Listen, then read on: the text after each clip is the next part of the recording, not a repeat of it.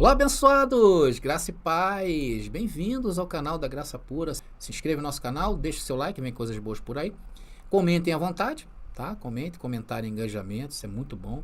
E vocês compartilhem nas redes sociais que vocês pertencem. Se vocês quiserem um luxo a mais, o YouTube te oferece aí, que é te avisar, né? Quando você toca essa ampulheta aí embaixo, o YouTube te avisa, né? Olha, o Graça Pura está no ar, vai lá ver. Aí você vai ter um encontro conosco aqui. Vamos então às cerejas do bolo? Vamos nessa, abençoado. Vamos falar sobre a ressurreição. Irmãos, nós temos sempre falado aqui neste canal que a Bíblia não foi um livro escrito ontem para os dias de hoje. É muito importante. Parece bobeira isso, né? Mas não é, abençoado. Tem gente que pensa que a Bíblia, não que ela tenha sido escrita, não, mas pensa que nós podemos contextualizar ela nos dias de hoje, principalmente por ser um livro que foi escrito em uma outra língua, milênios atrás, né? E fica muito difícil a sua interpretação. Não adianta você pegar uma palavra na Bíblia e ir para o português, que ela vai te dar a ideia do português de hoje. Tá? Por esta razão, nós entendemos que a melhor forma de interpretação de seus textos não está nos dias de hoje, está no passado. E quando vamos estudar a Bíblia dentro do seu tempo, nós descobrimos que Deus separou, né? Aí que vem a parte importante. Nós descobrimos que Deus separou um povo, Deus escolheu um povo, tá? E neste povo se revelou, né? Esse povo se revelou. E esse povo é o povo que está contido na Bíblia. Esse povo é o povo de Israel. Deus chamou um homem de uma terra chamada Ur dos Caldeus. Eu acredito que todos conheçam essa história. Eu vou falar um pouquinho da história de Israel, do surgimento dessa nação. É importante para contextualizar vocês no que eu quero trazer o assunto principal. Então Deus chamou Abraão, né? E a este Deus prometeu o quê? Que faria dele uma grande nação. E prometeu que ele iria para uma terra onde mana leite e mel, né? Terra prometida. E Deus prometeu também a ele um filho especial. E esse filho nasceu, chamado Isaac, conhecido como o filho da promessa. Isaac gerou a Jacó. Jacó, Deus depois muda o seu nome para Israel. Aí é a origem do nome Israel. Jacó teve 12 filhos, queridos, que deu origem o quê? A 12 tribos. Juntas, essas tribos formam o Israel bíblico. Tá? Então, essa era a nação que Deus amou, Deus chamou. E a eles entregou o quê? O que Deus entregou? Os seus estatutos, a sua lei. E esse povo deveria seguir a lei para ser a luz dos povos. Esse era o ideal de Deus com Israel. Então nós falamos, Moisés, né, nós chamamos esses estatutos de lei mosaica, ou então Torá. Então Deus chamou Moisés e deu a ele uma outra incumbência, né, de levar o povo que na época estava escravo do Egito para a terra prometida. A terra prometida para Israel, meus queridos, era um novo lar, era uma nova vida. A nova terra, terra prometida, o mundo para Israel, era a terra prometida. Sendo que o povo passou por um período de provação, né? Saíram do deserto, né? Povo muito rebelde. E eles passaram por 40 anos aquela provação no deserto, antes de entrar nessa nova terra, tá bom? Vocês sabem muito bem da história, que só entraram da geração que saiu do deserto, né? Do Egito, né? Entraram no deserto, e essa geração só saiu 2 daqueles remanescentes lá de Israel, do Egito, que foi Josué e Calebe. Nem Moisés entrou na nova terra. E o povo herdou a Jerusalém terrena. E nesta nova terra, eu estou insistindo com essa terra, você está ouvindo eu falar muita terra, né, abençoado? Porque era o mundo de Israel. Nesta nova terra, Deus mandou construir um templo para ele. E Deus habitava no templo. Logo, o templo era considerado o céu para o novo Israel, para o povo de Israel. Tudo dentro do templo se fazia menção aos céus. Tudo dentro do templo, os utensílios, tudo que era usado dentro do templo, se fazia essa menção. E em várias ocasiões, né, esse povo de Israel transgredia contra o Senhor. E Deus os corrigia de todas as maneiras, né? Todas as maneiras, o povo rebelde, ao ponto de várias vezes Deus deixar que eles fossem levados cativos daquela terra. Em alguns exílios, o povo era retirado dessa terra, que era considerado o seu mundo. E tudo que estava fora desse mundo, atenção, os israelitas chamavam de gentios. Então era um povo, não era judeu, não era israelita, era gentio. E nada era contado pelo povo. e muito menos para Deus. Então, para Deus, o mundo era Jerusalém, a terra prometida. O que estava fora disso estava fora da aliança. Deus não contava. Então é preciso você entender muito bem isso, tá bom? E nestes exílios, né, geralmente uma parte de sua cultura, do povo daqueles dias, era destruída. A própria legislação dada por Deus a Moisés era mudada pela influência do povo pagão. Foi o caso da Babilônia, depois, mais tarde, os romanos. Em um desses exílios, que o povo foi cativo, perdia a batalha, perdia a guerra, destruíram os céus do povo de Israel.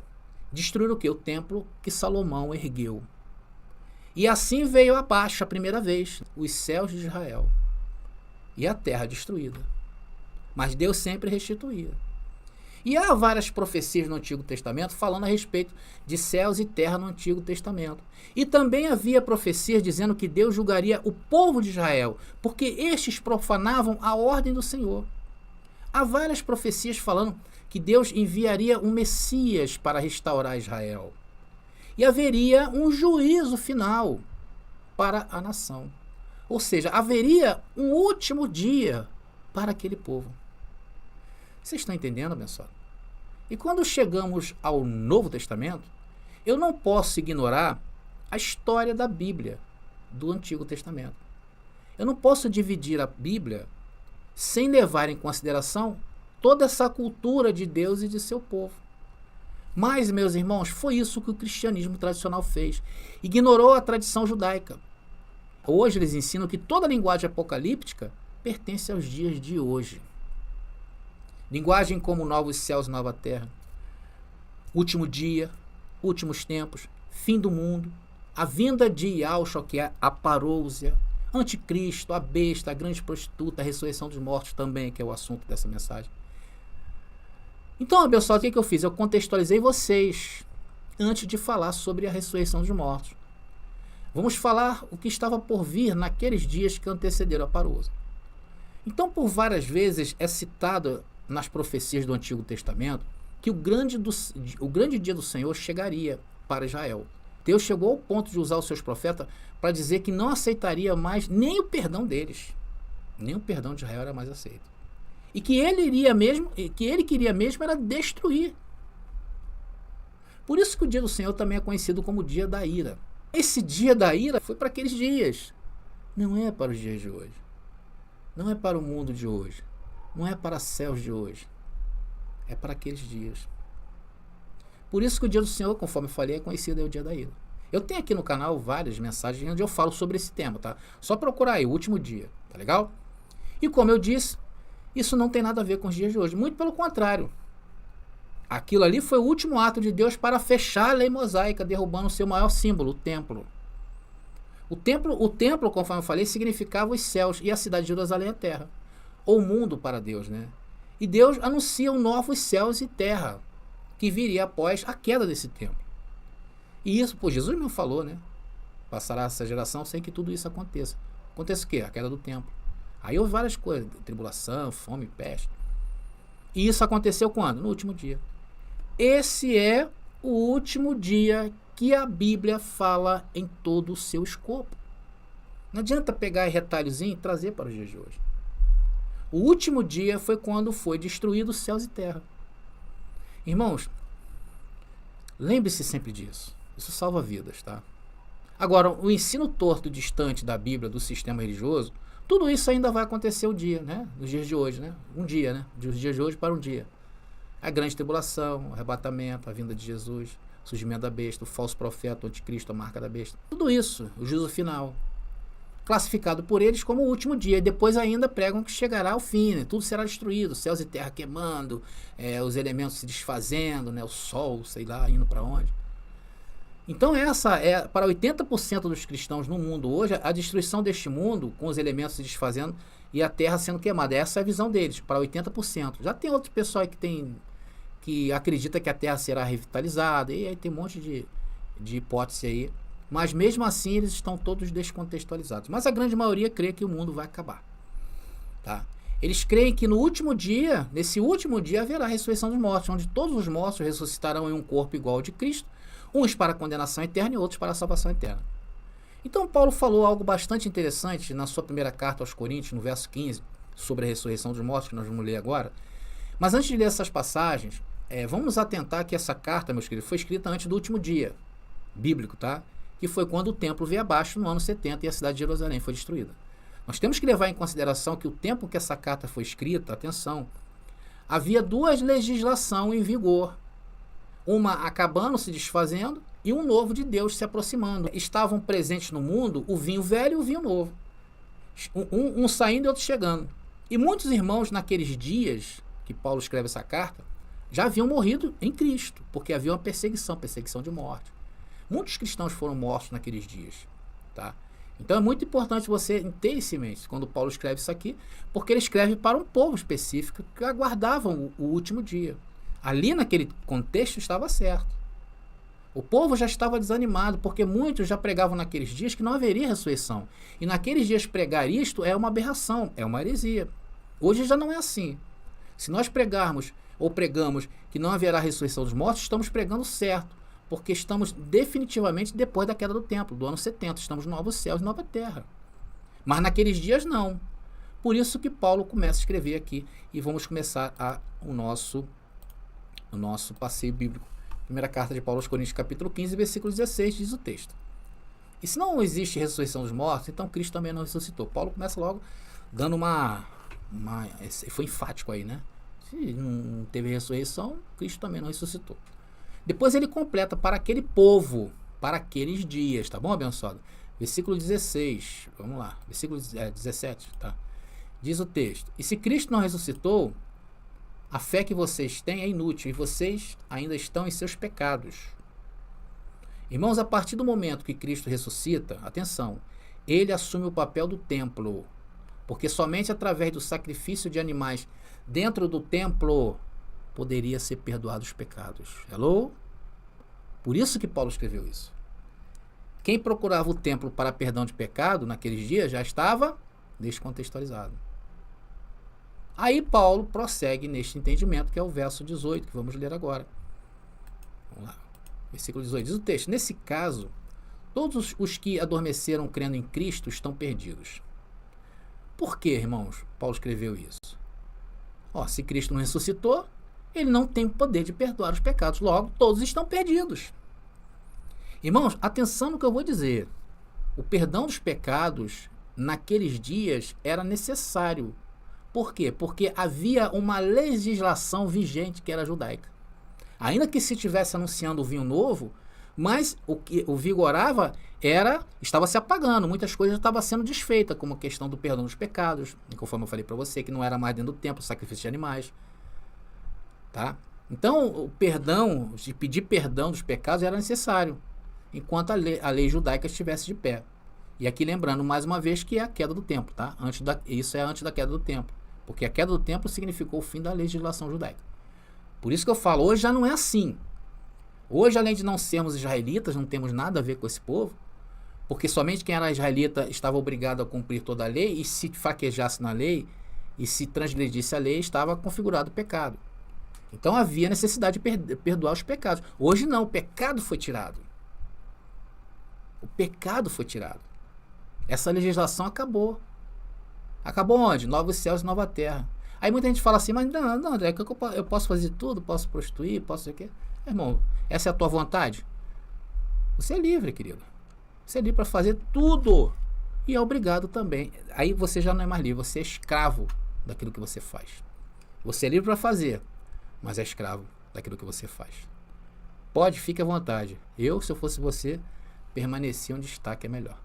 Mas vamos seguindo aí, abençoado. Versículo 20 de 1 Coríntios capítulo 15, diz o texto: mas Cristo, de fato, ressuscitou dos mortos. Ele é o primeiro, né? Ele é o primeiro fruto da colheita de todos que adormeceram. E Paulo afirma que ele ressuscitou. Então, tudo isso ainda está de pé. Tanto que Paulo fala isso aqui no próximo verso, abençoado. Olha só. Primeiro ele aponta dizendo que Cristo, é o primeiro do fruto da colheita e que todos ali, de todos que estão esperando. Tá? Estavam esperando ali. No versículo 21 e 22 diz o texto: uma vez que a morte entrou no mundo por meio de um único homem, agora a ressurreição dos mortos começou por meio de um só homem. Assim como todos morremos em Adão, todos que são de Cristo receberão nova vida. Irmãos, aí Paulo diz que o pecado entrou no mundo por meio de Adão. E a ressurreição também entrou através de um homem, que foi Yahshua. Assim como morremos em Adão, todos os que são de Cristo receberão nova vida. Irmãos, aqui receberão. Tá? Você vê que Paulo põe no futuro. Porque tudo se consumou no ano 70. Então, abençoado, lembrando mais uma vez, e insistindo nisso, que isso foi até derrubado do tempo. Por quê? Porque depois dela, nós já nascemos com uma nova vida, uma nova criatura, uma nova criação, e não mais estamos mortos em Adão, não podemos estar mortos em Adão. Agora, antes do ano 70, sim. Antes do ano 70, todos que viveram experimentaram essa morte de Adão. A morte em Adão significa afastamento de Deus, ou seja, o espírito sem a comunhão com o Pai está morto. Ou seja, o que era a morte em Adão? A segunda morte. Aí Paulo continua, 1 Coríntios capítulo 15, versículo 23, vamos lá. Diz o texto: mas essa ressurreição tem uma sequência. Cristo ressuscitou como o primeiro fruto da colheita. Depois todos que são de Cristo ressuscitarão quando ele voltar. Glória a Deus. Paulo deixa bem claro que tem uma ordem, tem uma sequência. Que todos ressuscitarão até quando ele voltar. E a pergunta que eu te faço, meu irmão, ele já voltou? Sim, ele já voltou e estabeleceu o seu reino. Que agora não está mais nas paredes de uma catedral, não está dentro de um templo, está dentro de nós, na nossa mente, meus queridos. Então essa ressurreição já ocorreu. Vamos ver mais um texto? 1 Coríntios agora capítulo 15, versículo 24. Vamos lá, acompanha aí, abençoado. Diz o texto: então virá o fim. E tem uma palavrinha aí, essa palavra fim quer dizer telos. Vou falar um pouquinho dela daqui a pouco. Quando ele entregará o reino a Deus, o Pai, depois de ter destruído todos os governantes e autoridades e todo o poder. Veja bem, o que seria se ter destruído todos os governantes e autoridades? Seria o povo, seria a legislação judaica, seriam os sumos sacerdotes. Tudo que envolvia a autoridade era uma autoridade religiosa dentro de Israel. E todo o poder. Então Paulo diz que virá o fim. Que fim é esse, abençoado? O fim dos dias de hoje? Ou o fim daquele período? Nós estamos dando um contexto bíblico. Eu vim contando a história para vocês de Israel. Eu linkei isso tudo a um texto rígido, a uma história. Eu não peguei daqui para frente e olhei para o futuro. Então antes eu passei todo esse enredo bíblico que é judaico, meus queridos. E daqueles dias, nem o judaísmo de hoje representa mais nada para Deus. E aqui não podemos descontextualizar esse fim daqueles dias. Nós não podemos interpretar isso sem olhar para o Antigo Testamento. Conforme eu falei, vamos recorrer a essa palavrinha telos aí e mostrar para vocês o que ela significa. Será que ela fala de fim do mundo, de um fim do mundo? Vamos ver, tá ali. A palavra é telos, tá ali, tá? É a definição, um limite, um pedágio, resultado, uso, evento ou problema, objetivo, finalidade, um imposto. Essa palavra foi usada várias vezes no Novo Testamento. Foi usada em Apocalipse capítulo 1 e no último capítulo de Apocalipse também. Né? Não como o fim do mundo, mas um fim de um problema. Era um pedágio com uma finalidade. E nunca pensar em um fim do universo, do cosmos. Vocês querem ver um exemplo bem simples dessa palavra? A gente sempre fala dela. É Romanos capítulo 10, versículo 4. Diz o texto aí, olha. Pois Cristo é o propósito, e está a palavrinha telos, para o qual a lei foi dada. Como resultado, todo o que nele crê é declarado justo. Tem algumas versões que falam que o fim da lei é Cristo. Esse é o fim propósito. Então, abençoado, essa palavrinha aí aparecendo, isso te dá uma impressão de fim do mundo, meu irmão? Essa palavrinha aí? Claro que não, né? Ou dá uma impressão de uma finalidade, de um tempo, de um pedágio, virando página. Então, esse fim foi daqueles dias, naqueles dias e para aqueles dias. E se mesmo assim, meu irmão, se mesmo assim você bater o pé, né? Diz, não, André, mas eu acredito no fim do mundo mesmo, do cosmos, né? Então, se você quiser aí continuar batendo o pé dizendo que haverá fim do mundo após a ressurreição, se acontecer o fim do mundo, meu irmão, Deus é mentiroso. O quê? É isso aí. Vamos ver onde Deus fala que não vai haver final do mundo? Vocês querem ver? Eu separei aqui alguns versículos para nós Da graça a gente já entende isso tudo, né, abençoado? Tá ali, ó, 3 versículos que eu separei para vocês. Eclesiastes capítulo 1, versículo 4, diz que uma geração vai e outra geração vem, mas a terra permanece para sempre, ou para sempre permanecerá, ou permanece. Salmos número 37, versículo 9, porque os malfeitores serão desarraigados, mas aqueles que esperam no Senhor herdarão a terra. Ele firmou a terra sobre os seus fundamentos para que jamais se abale. Nunca vai abalar. André, mas e aqueles terremotos lá, abençoado? Terremotos você vai ver, né? Mas não é o fim. Isaías 45, 18 diz: pois o Senhor é Deus, criou os céus e a terra e pôs todas as coisas no devido lugar. Fez o mundo para ser habitado e não para ser um lugar vazio e caos, como prega o sistema. Ele diz: eu sou o Senhor e não há outro.